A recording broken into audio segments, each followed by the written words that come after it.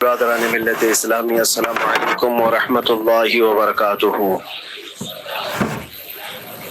الحمد للہ وکفی وسلام علی حبیبہ المصطفی، اما بعد فاعوذ باللہ من الشیطان الرجیم، بسم اللہ الرحمن الرحیم۔ ان ینصرکم اللہ فلا غالب لکم وان یخذلکم فمن ذا الذی ینصرکم من بعدہ وعلی اللہ فلیتوکل المؤمنون۔ صدق اللہ مولانا العظیم۔ بارگاہ رسالت معاب صلی اللہ علیہ وسلم میں درود پاک کا ہدیہ پیش کریں۔ اللہم صلی علی سیدنا و مولانا محمد معدن الجود والکرم وآلہ واصحابہ الکرام وابنہ الکریم وبارک وسلم صلاة دائمة سرمدا ابدا۔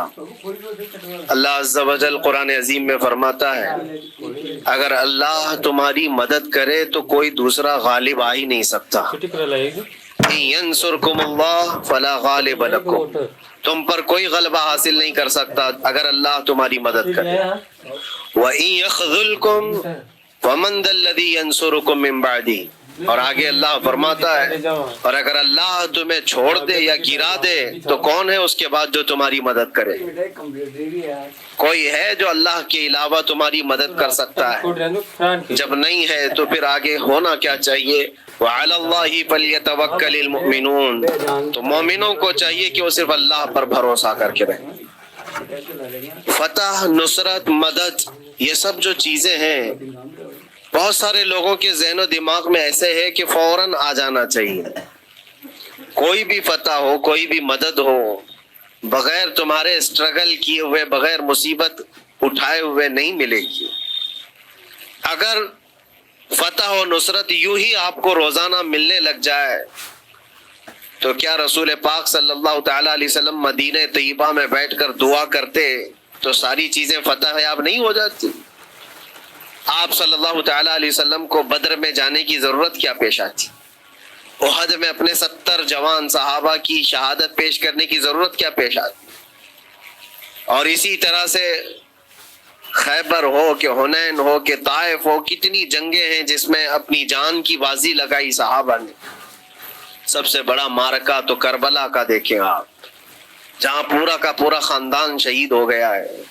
تو فتح و نصرت بغیر قربانی کے اور بغیر تکلیف کے ایسی ہی آ جائے، آج کے زمانے میں ہم سوچ کر کے بیٹھے، ایسا نہیں ہوتا۔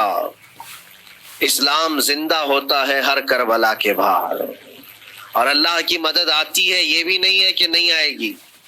کچھ لوگ مایوس ہوتے ہیں، کچھ لوگ نروس ہو جاتے ہیں اور بھاگنے پر مجبور ہوتے ہیں، یہ امتحانات کی گھڑی ہوتی ہے۔ ایک حدیث پاک میں آپ کو بتاتا ہوں، اللہ کے نبی صلی اللہ تعالیٰ علیہ وسلم ارشاد فرماتے ہیں کہ آخر زمانے میں ایک ایسی عظیم جنگ ہوگی ایمان والوں کی اور رومیوں کے درمیان۔ کفار و مشرکین ہے اور مسلمین۔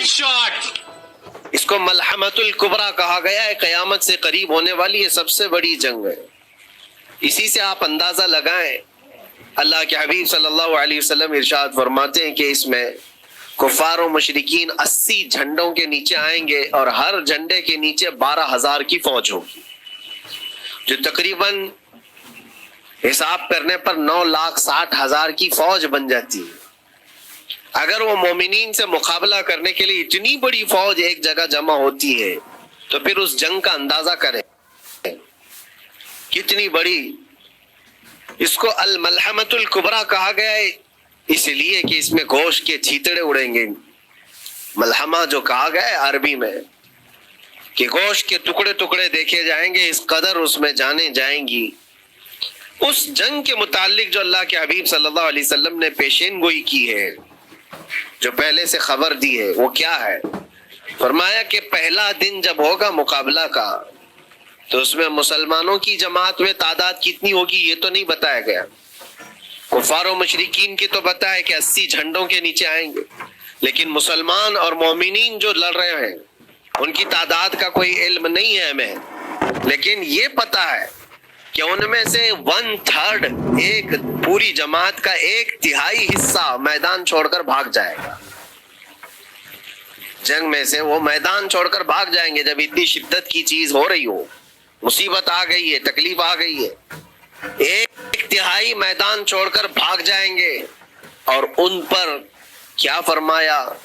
हुजूर पाक सल्लल्लाहु अलैहि वसल्लम फरमाते हैं वो दुनिया के रोए जमीन के बदतरीन लोग होंगे, उनकी तौबा भी कबूल नहीं होगी।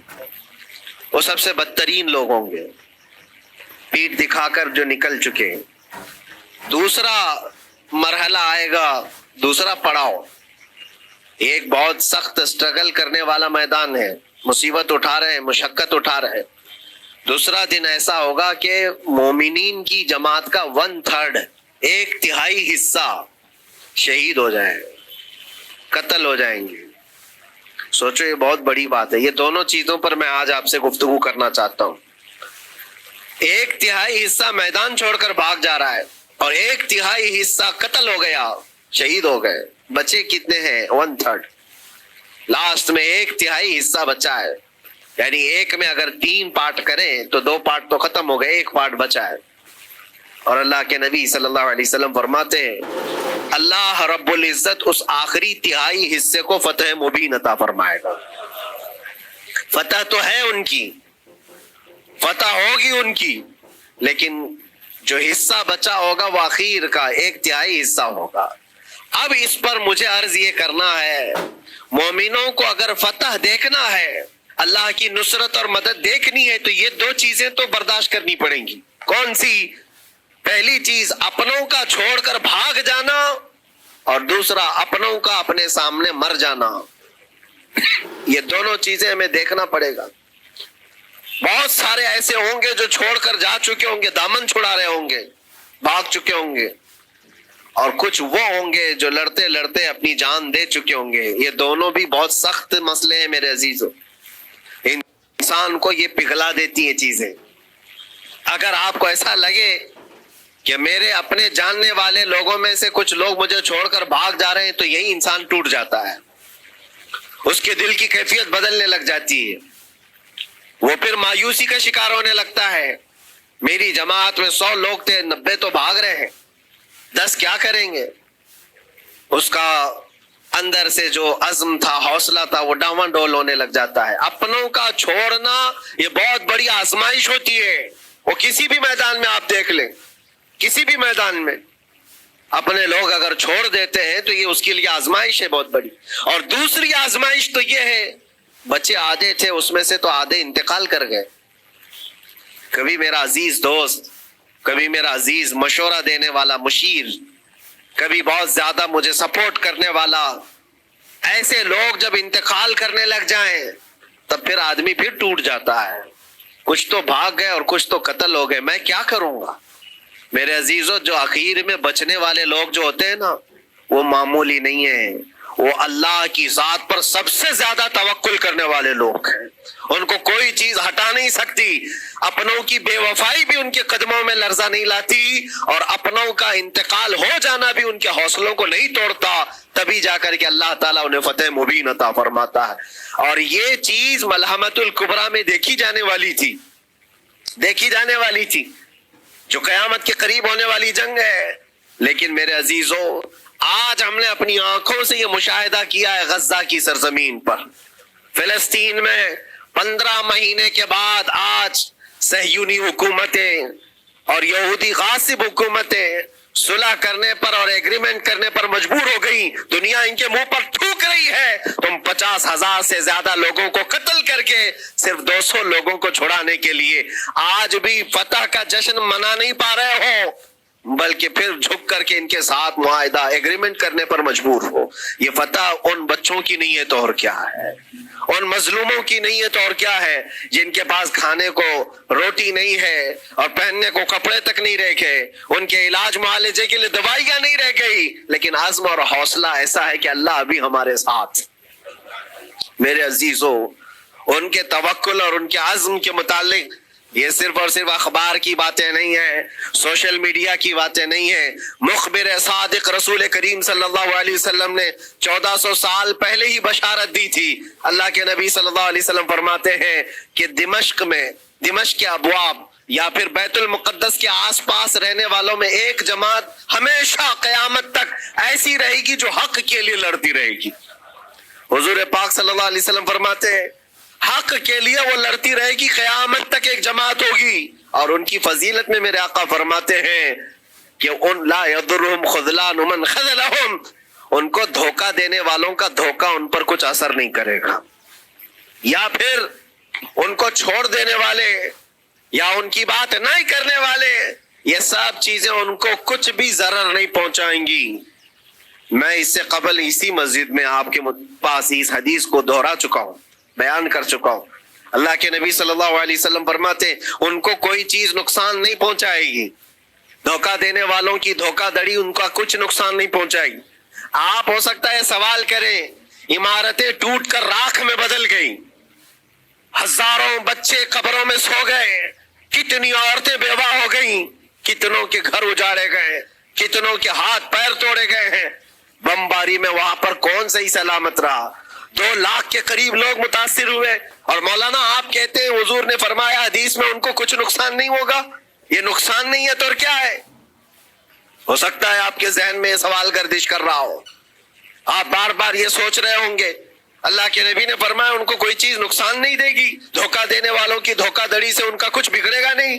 اتنا تو بگڑ چکا، پورا راکھ میں بدل گئے، علاج کرانے کے لیے دوائی تک نہیں ہے، تو پھر کیا؟ اللہ کے نبی نے کیا فرمایا کہ ان کو نقصان نہیں پہنچے گا، ان کو ضرر نہیں ہوگا. پھر یہ ساری تکلیفیں اور یہ ضرر کیا ہے؟ میں بتاتا ہوں میرے عزیزوں، جسم کا نقصان، جان کا نقصان، مال کا نقصان، جائیداد کا نقصان، یہ اللہ کے نبی نے نہیں فرمایا. یہ نقصانات مومن کے لیے کوئی معنی نہیں رکھتے. اگر ایمان سلامت ہے تو پوری کائنات سلامت ہے، اور یہ اللہ تبارک و تعالیٰ نے آج تک ان کے ساتھ رکھا ہے. ان کا ایمان محفوظ ہے، ایمان موجود ہے، جس کی وجہ سے یہ سارے نقصانات کچھ معنی نہیں رکھتے. اس لیے کہ یہ تکلیفیں، یہ جو ساری مصیبتیں آئی ہیں، اس پر تو اللہ تعالیٰ نے اجر عظیم کا وعدہ فرمایا ہے، اجر عظیم کا وعدہ فرمایا ہے.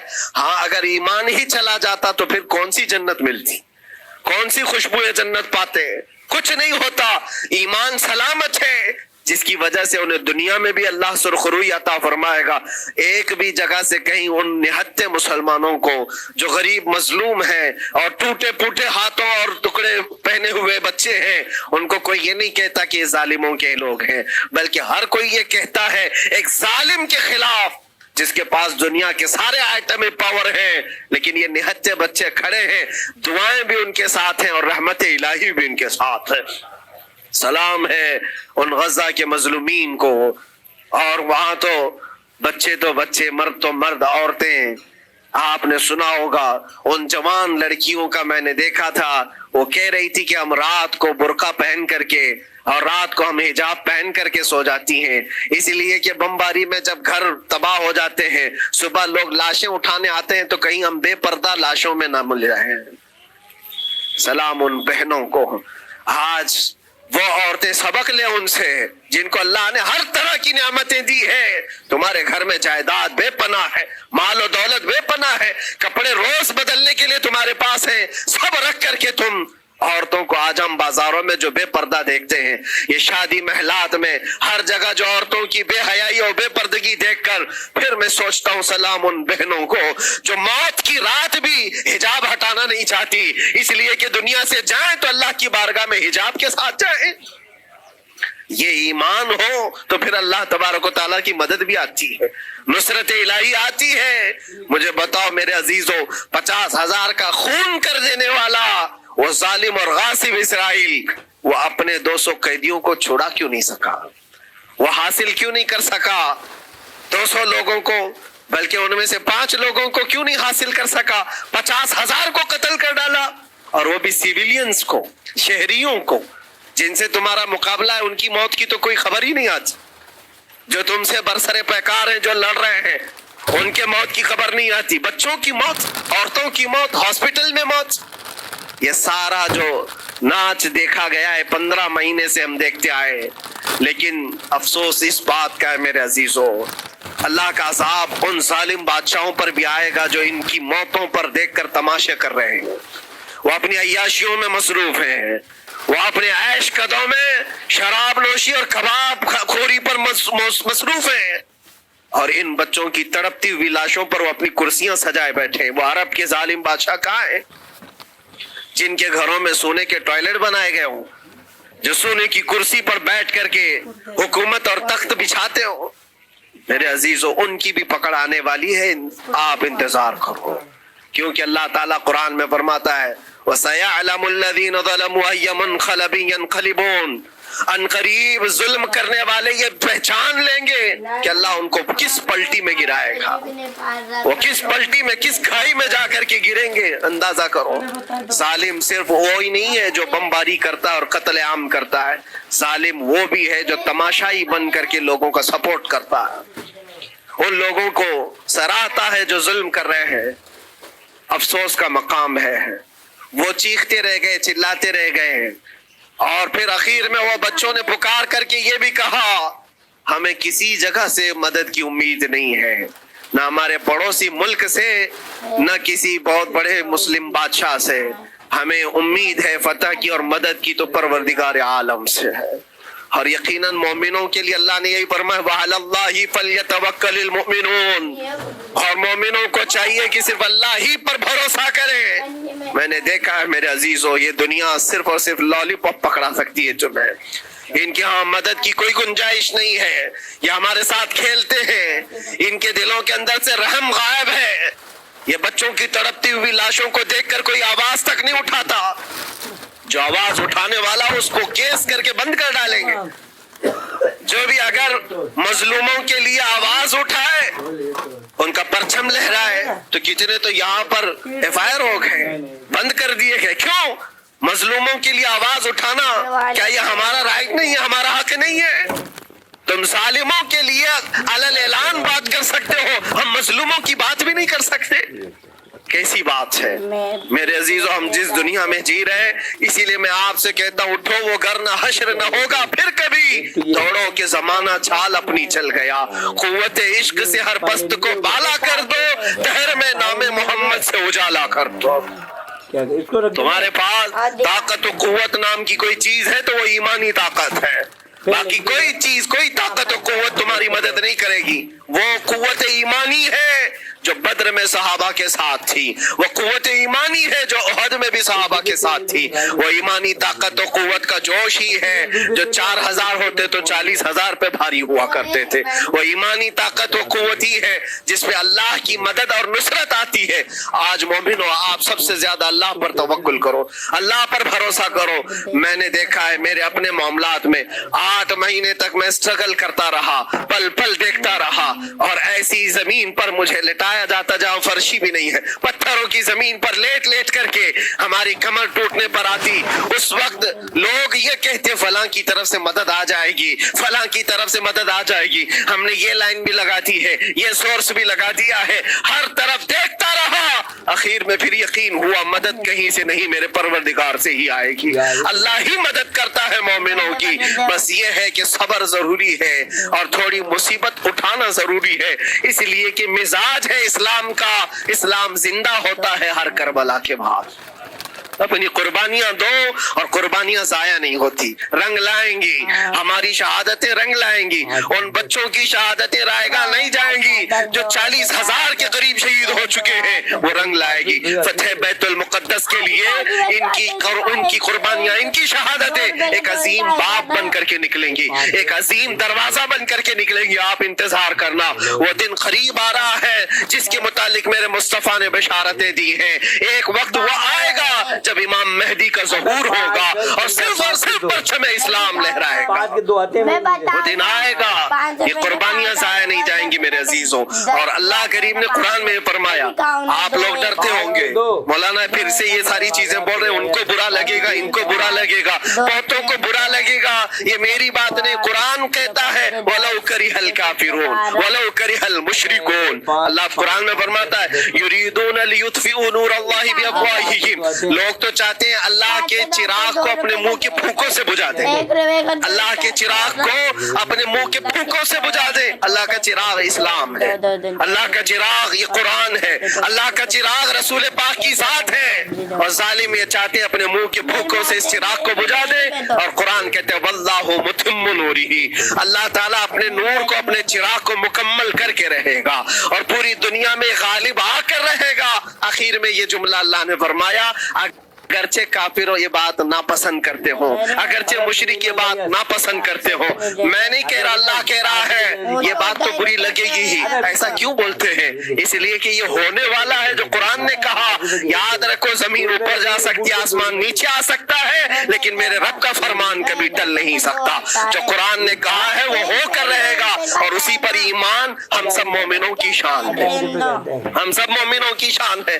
بس آپ کے لیے ذمہ داری یہ ہے، آؤ ان برائیوں کی وادیوں سے جس میں پڑے ہوئے ہو، نوجوانوں سے میں گزارش کرتا ہوں تمہاری نمازوں کا حساب کر لو، تمہارے اپنے اعمال کا حساب کر لو۔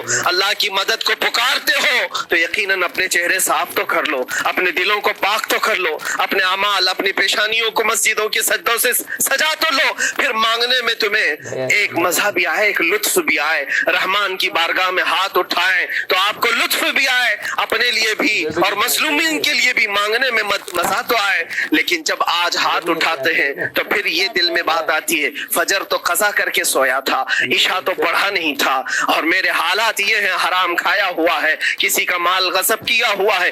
ان تمام معاملات کو لے کر کس طرح سے ہاتھ اٹھاؤ گے اللہ کی بارگاہ میں؟ پہلے اپنے آپ کو پاک کر لو میرے عزیزو۔ جب صاف ستھرے ہو جاؤ تو پھر اللہ کی مدد بھی آئے گی۔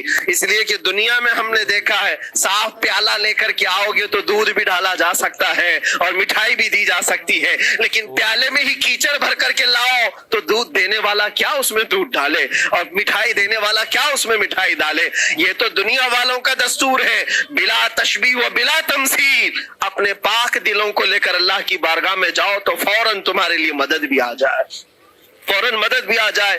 اللہ کریم ان غزہ کے نہتے اور مظلوم مسلمانوں کی فتح کو سدا قائم و دائم رکھے، اور ان کے ٹوٹے پھوٹے بکھرے گھروں کو اللہ تعالیٰ پھر سے آبادی عطا فرمائے، ان کے کمزوروں کو مولا طاقت و قوت عطا فرمائے، ان کے شہیدوں کو مولا اجر عظیم نصیب فرمائے، ان کی بیواؤں کو مولا صبر جمیل عطا فرمائے، ان کے یتیموں کو مولا طاقت و قوت عطا کرے، ان کی مسجدوں کی آواز اور ان کی گونج کو مولا پھر سے بلندی عطا فرمائے، اور ان کے صبر اور ان کے استقامت اور ان کے حوصلے کو مولا پورے دنیا کے مومنین کے دلوں میں قائم عطا فرمائے۔ ان کے ہر طرح کے حوصلے، ان کے صبر اور ان کے مجاہدانہ استقلال کو مولا ہم سب کے لیے ذریعے نجات عطا فرمائے۔ ہماری نسلوں کے لیے اللہ تعالیٰ ایک سبق آموز حکایت عطا فرمائے۔ مولا کریم تیرے دربار میں دعا ہے، ہم سب کو بزدلوں کی جماعت سے نجات عطا فرما۔ مولا ہم کو منافقین اور مشرکین اور کافرین کے وسوسوں اور ان کے تمام فتن و شرور سے محفوظ فرما دے۔ ہم سب کو ظالموں کے ظلم سے بچا، فتنوں کے فتنے سے بچا، شرین کے شر سے بچا، حاسدین کے حسد سے بچا، جلنے والوں کی جلن سے محفوظ فرما۔ خدایا قدیر و جبار، آخری سانس تک ہمارے ہاتھوں کو غیروں کے سامنے پھیلنے سے محفوظ فرما دے۔ تو اپنا اور اپنے حبیبوں کا محتاج بنائے رکھ۔ وآخر دعوانا ان الحمدللہ رب العالمین۔ السلام علیکم۔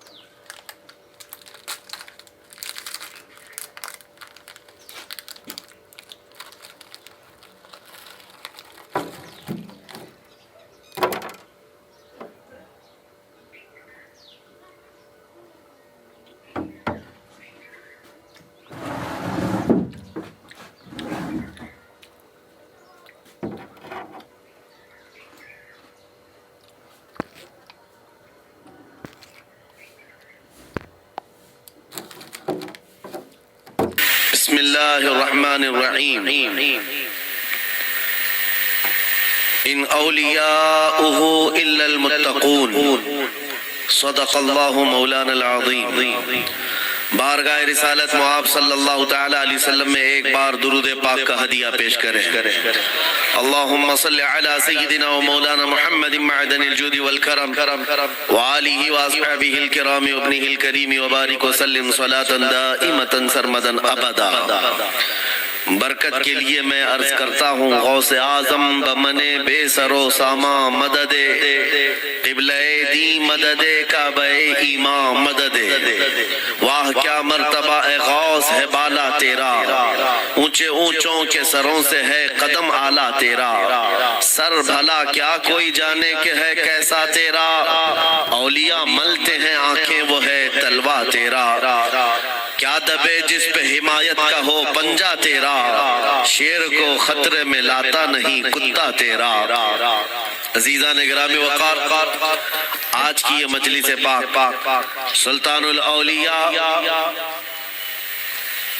قندیل سمدانی محبوب ربانی سیدنا شیخ عبد القادر جیلانی قدس اللہ سرہ الشریف کی بارگاہ میں خراج عقیدت کے لیے منعقد کی گئی ہے، اور آج سے ٹھیک 1 سال پہلے ممبرا کی سرزمین پر میں آپ کے سامنے حاضر رہا۔